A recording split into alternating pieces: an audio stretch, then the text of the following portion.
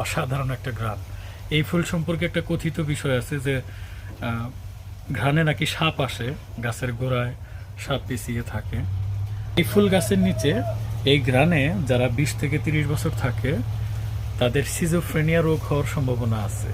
Schizophrenia জানেন তো, যে মাল্টিপল পার্সোনালিটি, একজন মানুষ এক এক সময় এক এক ধরনের মানুষের মতো আচরণ করে, যেটাকে আমরা ডাইরেক্ট বাংলায় পাগল বলি, আর সায়েন্সের ভাষায় বলে সিজোফ্রেনিয়া। মানে এই আপনার যদি হয় মনে হবে আপনি একজন পুলিশ অফিসার, একদম সত্যি সত্যি সেটা বিলিভ করবেন এবং সেরকম আচরণ করবেন। আবার কখনো মনে হতে পারে আপনি একজন ভিক্ষুক, কখনো মনে হয় মানে এক এক সময় এক একটা মনে হতে পারে এবং সেটাই বাস্তব মনে হয়।